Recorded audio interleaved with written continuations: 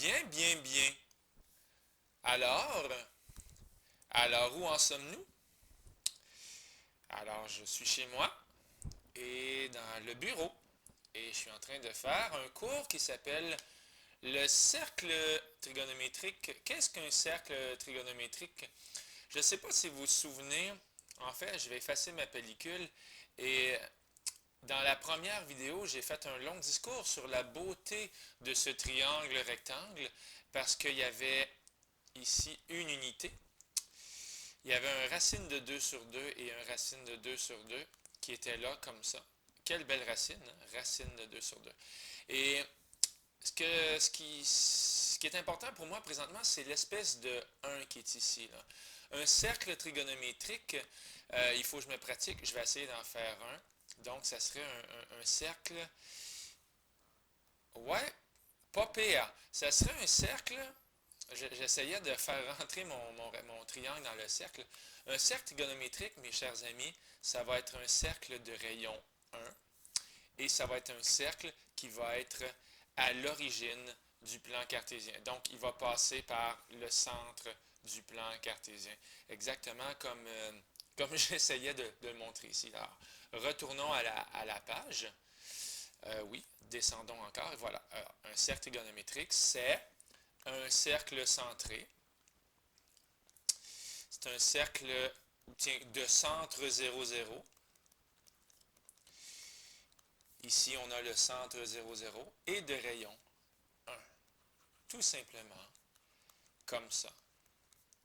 Alors, parmi les points célèbres de ce cercle trigonométrique-là, il va évidemment avoir le point 1, 0. Hein, lorsque x vaut 1, y vaut 0. Il va avoir le point 0, 1 ici, moins 1, 0 et 0, moins 1. Mais vous allez voir, il existe beaucoup de points célèbres dans le cercle trigonométrique. Et aujourd'hui, je vous l'annonce, c'est vraiment un cours absolument sans calculatrice. Donc, la calculatrice, vous allez voir, on n'est pas obligé de s'en servir aujourd'hui pour bien vivre les joies du cercle centré à 0, 0 et de rayon 1, c'est-à-dire le cercle trigonométrique. Évidemment, je vous ai donné déjà quelques scoops, quelques potins juteux sur le cercle trigonométrique. Je vous ai dit qu'il passait par 1, 0. Oh, balaï, balaï, balaï, balaï. On va, on va effacer ça. Hein. Je vous ai dit que le cercle passait par 0, 1 ici et 1, 0 ici. Mais ce que je suis en train d'écrire ici, ce sont des coordonnées. Hein. Imaginez qu'on part ici au petit bonhomme sourire, hein, je fais un bonhomme sourire, et on se met à se balader sur le cercle. Alors on se promène, puis à un moment donné on s'arrête, ben, on va réaliser qu'au bout de 90 degrés, mes coordonnées vont être 0 et 1. Alors, ce que je suis en train de faire avec vous, c'est de donner la position sur le cercle trigonométrique après m'être baladé un peu. On va écrire quelque chose ici, là, ne vous en faites pas. Je donne un autre exemple. À 180 degrés, si je me promène, hop, j'arrête ici à 180 degrés. Évidemment, je vais répondre qu'à 180 degrés, ma position sur le cercle, mes coordonnées vont être moins 1, 0. On appelle P de θ les coordonnées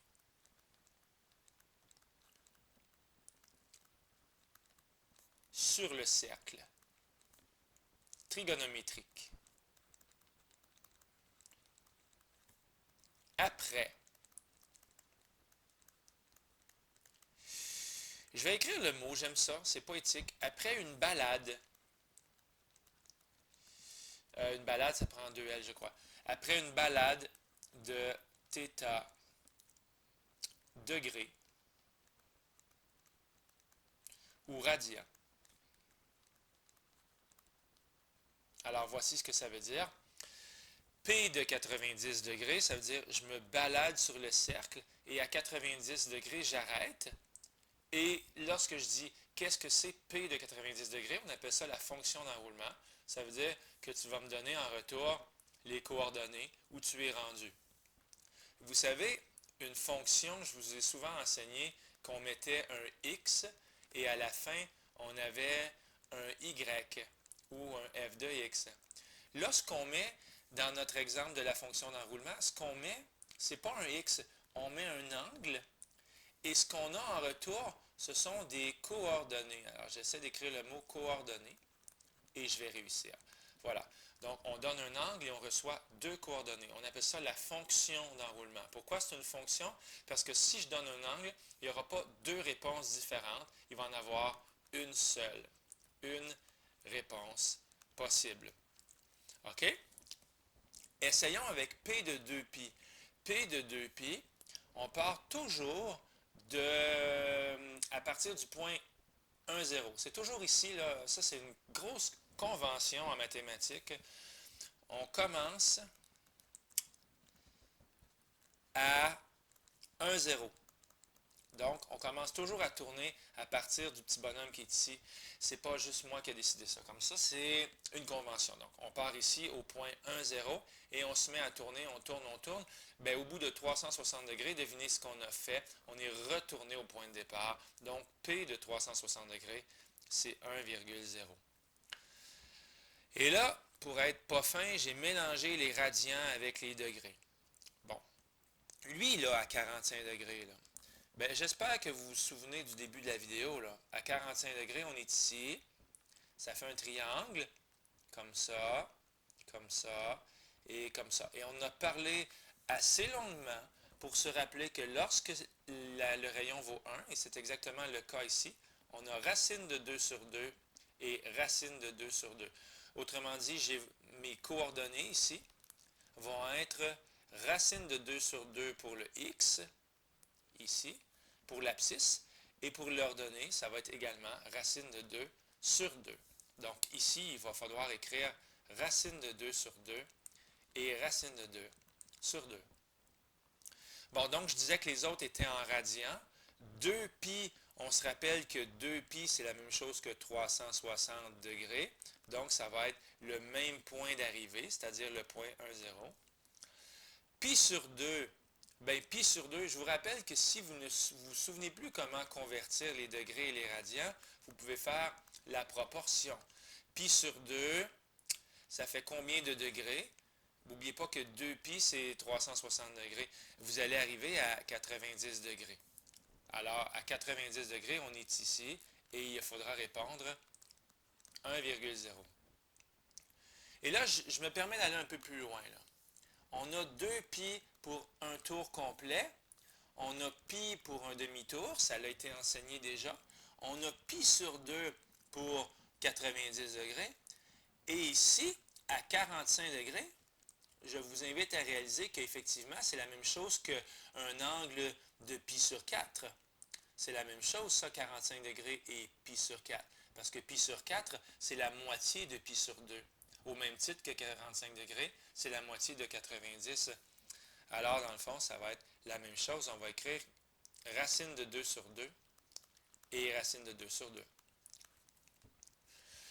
On peut aussi tourner dans le sens sur un angle négatif.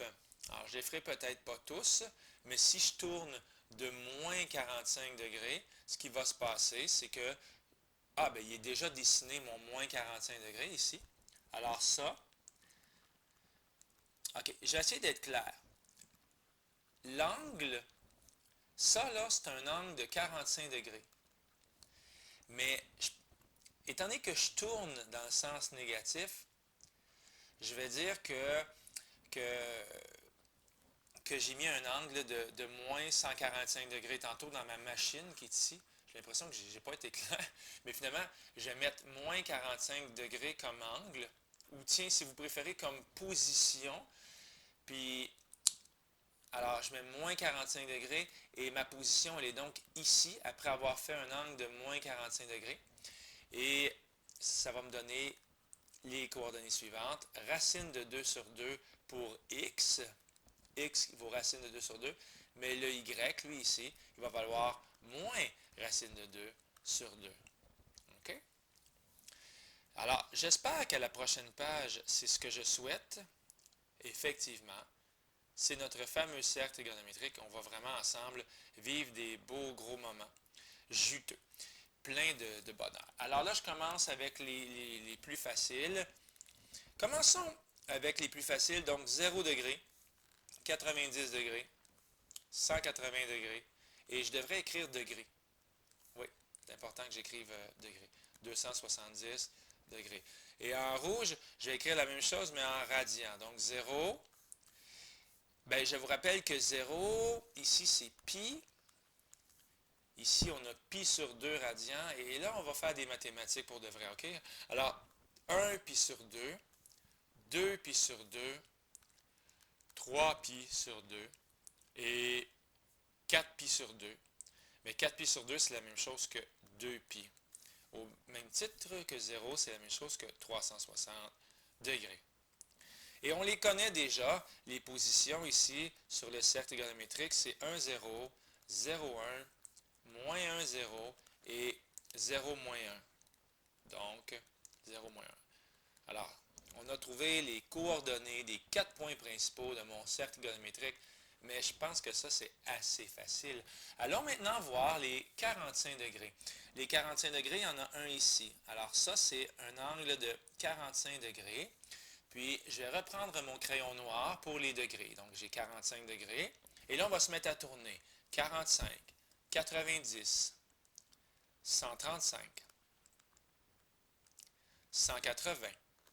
Ici, on va avoir 225, 270 et 315 degrés. Ça aussi, c'est des points importants. Mais on a vu déjà plusieurs fois qu'à 45 degrés, ou si vous préférez à pi sur 2 radians, on avait les coordonnées racine de 2 sur 2 et racine de 2 sur 2. Bien, tout le reste va être un effet miroir. Alors, qu'est-ce que c'est l'effet miroir? Bien, c'est qu'ici, on va avoir moins racine de 2 sur 2 parce que le x s'en va dans le négatif et racine de 2 sur 2 parce que le y est positif. Donc, on a ici la coordonnée. On va avoir ici les négatifs qui vont être main dans la main, moins racine de 2 sur 2 et moins racine de 2 sur 2 pour 225 degrés. Et ici, tantôt, je l'ai écrit, il me semble, ça fait pas longtemps, à la page d'avant. On a ça comme ça. En rouge, je vais m'empresser d'écrire aussi les radians. Comptez bien avec moi. Est-ce que j'ai vraiment écrit pi sur 2 ici? Ça, c'est vraiment un drame total. Hein? On va enlever ça. C'est pas pi sur 2. C'est pi sur 4. Alors, on va compter ensemble. 45 degrés, c'est la même chose que pi sur 4. Alors, allons-y. 45 degrés, pi sur 4. 90 degrés, le double de pi sur 4. 135 degrés, le triple de pi sur 4, comme dans 3 pi sur 4. Ici, 4 pi sur 4. On n'écrira pas 4 pi sur 4, parce que 4 pi sur 4, je peux bien l'écrire, mais 4 pi sur 4, c'est la même chose que pi. Donc, on n'a pas besoin d'écrire ça. Ici, à 225 degrés, je vais écrire 5 pi sur 4. 6 pi sur 4, mais on va écrire 3 sur 2. Et finalement, 7 pi sur 4 pour cet angle-là ici qui correspond à tout un tour de cercle, ça ici. Alors, si je dis à l'élève, donc à toi, qu'on fait une balade de 7 pi sur 4 radians, alors tu pars, tu tournes, tu tournes, tu tournes, tu tournes et tu arrêtes là. Alright? Et il reste finalement, je ne sais pas quelle couleur prendre, peut-être en vert, les angles de 30 degrés qui sont ici. Là. Et ça aussi, on l'a vu dans la première vidéo. Lorsqu'on a un angle de 30 degrés ici, là, 30 degrés, on a un autre triangle. On avait découvert que c'était racine de 3 sur 2 et 1/2. Alors, lorsqu'on est à 30 degrés, je vais l'écrire ici, les coordonnées vont être racine de 3 sur 2 et 1/2, comme ça. Évidemment, lorsqu'on va être à 60 degrés, qui est ici, ça va être le contraire, ou si vous voulez, l'effet miroir, ça va être 1/2 et racine de 3 sur 2. Pourquoi? Parce que si j'ai un 60 degrés ici, Ça veut dire que, ben en fait, je suis désolé, mon 60 degrés il est ici. Devinez qu'est-ce que j'ai comme angle ici. J'ai l'angle de 30 degrés. Fait, avec 30 degrés, on va retrouver nos mêmes mesures, mais ça va être dans l'ordre différent. Ici, il va y avoir une demi, et ici, il va y avoir racine de 3 sur 2. Donc, une demi, c'est le x, et racine de 3 sur 2, c'est le y. Et tout le reste, encore une fois, n'est que miroir. Alors, pour ce point-là ici, ça va être moins une demi racine de 3 sur 2. Pour ce point-là ici, ça va être moins racine de 3 sur 2, une demi. Pour ce point-là ici, moins racine de 3 sur 2, moins une demi. Pour ce point-là ici, ça va être moins une demi, moins racine de 3 sur 2. Ici, on va avoir une demi moins racine de 3 sur 2. Et finalement, ici, on va avoir racine de 3 sur 2 moins une demi. Ça a l'air intense, hein? Mais savez-vous quoi? C'est toujours les mêmes nombres à un signe près. C'est toujours une demi, racine de 3 sur 2, racine de 2 sur 2. Et le reste, c'est juste de mettre les bons signes. Dans le troisième cadran, c'est tous des signes négatifs avec des signes négatifs. Ici, le x est négatif, le y est positif. Alors, le contraire, évidemment, le x est positif, le y est négatif.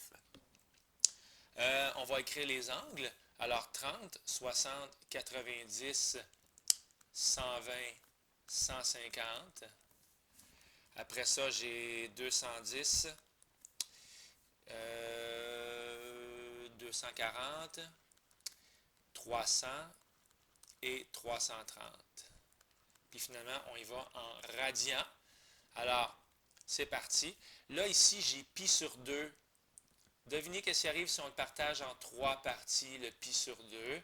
Si je le divise en 3 parties, ça va être la même chose que pi sur 6. Je vous annonce que 30 degrés, c'est la même chose que pi sur 6 radians. OK?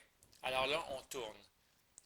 1 pi sur 6, 2 pi sur 6, 3 pi sur 6, 4 pi sur 6, 5 pi sur 6. Ah, lui, je vais l'écrire 5 pi sur 6. 6 pi sur 6. 7 pi sur 6. Lui aussi, je vais l'écrire. Mais au fait, pourquoi je n'ai pas écrit lui ici? 2 pi sur 6. Parce que ça se simplifie. Hein? 2 sixièmes, c'est la même chose que 1 pi sur 3, 1 tiers. Donc, on recommence. 1 pi sur 6. 2 pi sur 6. C'est la même chose que 1 tiers. 3 pi sur 6. 4 pi sur 6, ça se simplifie. 4 pi sur 6, c'est la même chose que 2 pi sur 3. 5 pi sur 6. 6 pi sur 6. 7 pi sur 6. 8 pi sur 6. Mais 8 sur 6, c'est la même chose que 4 pi sur 3. 9, 10 sur 6, c'est la même chose que 5 sur 3. Et finalement, 11 pi sur 6. Bon, c'est un peu tout mélangé, mais si je mets ça en jaune, là, ça va ensemble. Puis c'est le point qui est ici. Lui ici, 60 degrés, pi sur 3. Ça va ensemble. 2 pi sur 3, ici avec 120 degrés. Puis ici, 5 pi sur 6, il est là, avec 150 degrés. OK? Il manque les degrés ici. Finalement, ce que je suis en train de faire en jaune, c'est les multiples de 30 degrés. Hein? Alors, 30, 60, ben, j'aurais pu mettre 90, 120, 150. Tiens, je vais continuer, je trouve ça amusant. Comme ça va ensemble. 240 degrés, c'est 4 pi sur 3, ça va ici comme ça.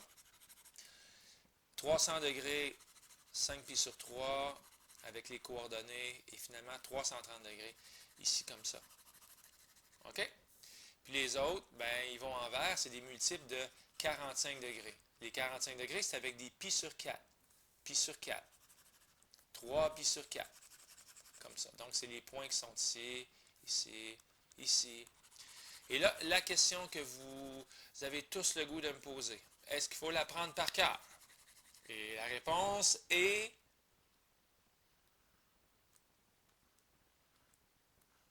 oui. il va falloir apprendre le cercle trigonométrique par cœur. Personnellement, je trouve que c'est très facile à apprendre. Il suffit de faire quoi dans le fond? Qu'est-ce que j'ai fait? Moi, j'ai commencé avec les 90 degrés. OK? J'ai mis des 90 degrés en mettant en vedette, ben, ça l'a fait apparaître 0,1, 1,0. Donc, les points avec des 1 et des 0. Les 45 degrés, ou si vous préférez, les pi sur 4, ben ça, c'est des racines de 2 sur 2 tout le temps, tout le temps, tout le temps. Puis finalement, les tranches de 30 degrés ou de pi sur 6, ben ça, c'était toujours avec des racines de 3 sur 2 et des 1,5. Alors, si vous refaites jouer la vidéo, vous allez voir que c'est toujours le même principe. OK? Donc ça, le cercle trigonométrique, c'est méga important. C'est la base des mathématiques. En tout cas, c'est une des bases importantes des mathématiques.